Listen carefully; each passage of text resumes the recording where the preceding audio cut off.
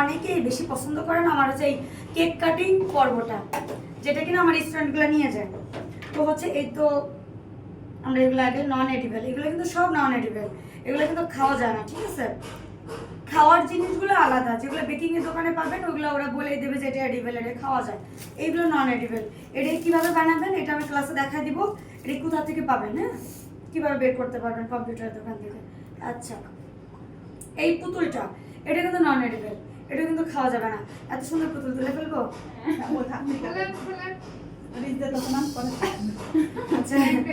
আচ্ছা, এরপর আপনাদের আর একটা টিপস আমি শেয়ার করি, খুবই সহজে। ধরেন আপনার বাসায় 1 পাউন্ডের কেক আছে, গেস্ট অনেক, সার্ভ করবেন কিভাবে? একদম ইজি, ভিতর দিয়ে এভাবে ঢুকাই দেবেন,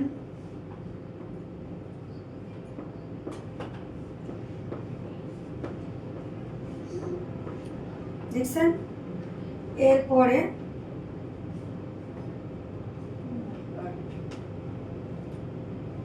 দেখছেন এইভাবে একদম ইজি করতে পারবেন। এটা ছিল কিন্তু আমাদের জুথিয়াপুর ভ্যানিলা ফ্লেভার, এবং অনেক সুন্দর হয়েছে, অনেক সুন্দর, মাশাআল্লাহ মাশাআল্লাহ। আমি যদি লেয়ারটা দেখাই, এই যে দেখেন অনেক সুন্দর, এটা আমাদের ক্লাসের কেক ছিল। এবং জুথিয়াপুর এটাও অনেক সুন্দর, মানে আপু হচ্ছে আমাকে আজকে টেস্ট করেছে, খুবই ভালো করছে। আচ্ছা, আমরা আগে প্রত্যেকটাকে কেটে নিই। এটা হচ্ছে আপু হচ্ছে সালমা আপু, মিনা আপু, মিনা আপুর হচ্ছে এটা ব্ল্যাক ফরেস্ট, কত সুন্দর না, দেখেন একদম স্মুথ একটা ডিজাইন, মাশাআল্লাহ মাশাআল্লাহ। আপু জিজ্ঞাসা করছিলেন ব্ল্যাক ফরেস্ট এত হাইট কেন হইলো? কেন হইলো, এটাকে তো 3টা লেয়ার, তারপর আমরা ভিতরে কি দিছি, প্রচুর চকলেট প্লাস চেরি ফিলিং, লেয়ারে দেওয়ার পরে আরেকটা লেয়ার বসেছে, এই জন্য হাইট বেশি হয়েছে। বুঝাইতে পারছি?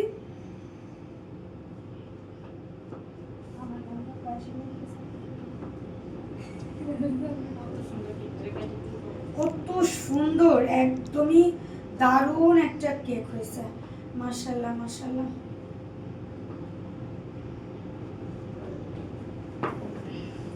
মাশাআল্লাহ। বাসায় যদি আপনারা চান এইভাবে সুন্দরভাবে একটা কেকে সুন্দরভাবে কাটিং করতে পারবেন। আমি দেখাই এটা ব্ল্যাক ফরেস্টের লেয়ার, যেহেতু ব্ল্যাক ফরেস্টের লেয়ারটা দেখাতে পারবো না ভাবে, কারণ হচ্ছে আমাদের ভিতরে চেরি ফিলিং দেওয়া, তো ওই পুরোটা ভাবে কাটিনি, এই জন্য ভাবে লেয়ার দেখাতে পারবো না। আপনারা অনেকে হচ্ছে আমার এই কেক কাটিং ভিডিওটা পছন্দ করেন, এই জন্য আর কি দেওয়া। তারপর কিছু কিছু ক্ষেত্রে দেওয়া, অনেকে বলে কি যে আমি নাকি এই কেক সেল করে দিই। ভাই, এই কেক সেল করলে আমার স্টুডেন্টগুলো আমার দাঁড়াবে না, তারা 3 দিন কষ্ট করে এগুলো বানাইছে।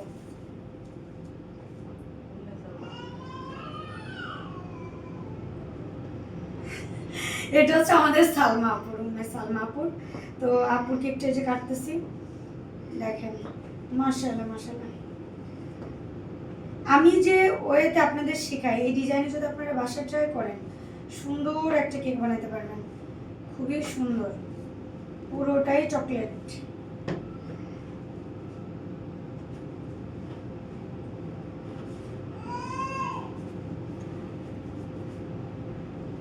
দেখেন চকলেট কেক হচ্ছে আমার বরাবরই পছন্দ। এটা হচ্ছে আমাদের উম্মে সালমা আপুর কেকটা, হ্যাঁ।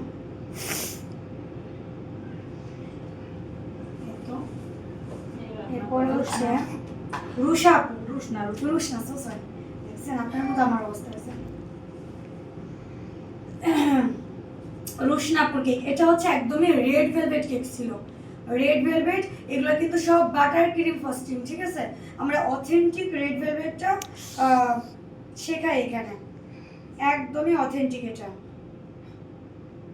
অনেক ক্লাসে দেখবেন যে ট্রেনাররা রেড ভেলভেটটা শেখায় না, কারণ এটা তাদের মানে সিক্রেট আইটেম থাকে, এজন্য তারা ক্লাসে রেড ভেলভেট শেখায় না। আর রেড ভেলভেট শেখানোর জন্য তাদের আবার এক্সট্রা পেমেন্ট করতে হয়, আলাদা ক্লাসে রেড ভেলভেট শেখায়, এটা শেখায় না সচরাচর।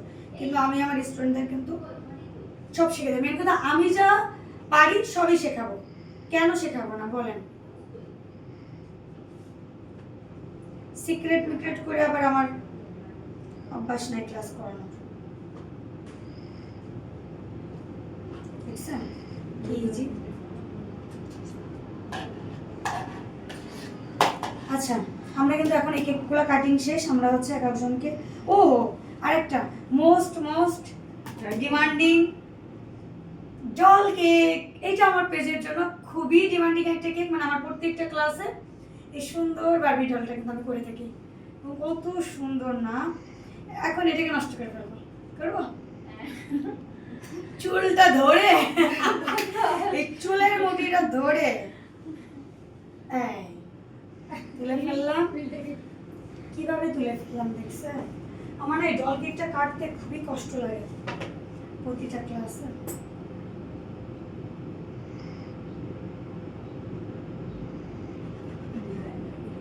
ডল কেকগুলো কিন্তু কাটিং করা একটু টাফ, কারণ এগুলো চওড়া কম হয়।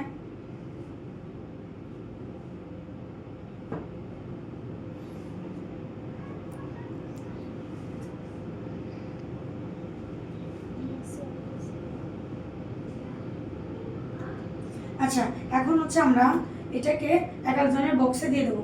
এটাই দিয়ে দিলাম না, এটা থাকুক, সমস্যা নেই। আমি কি করি দেখেন, যে আমার স্টুডেন্টগুলো বাটি আনে না, কেন আনে না আমি জানি না। ওদের কি সমস্যা, ওরা বাটি আনতে চায় না। ওদের কি লজ্জা লাগে কিনা আল্লাহই জানে।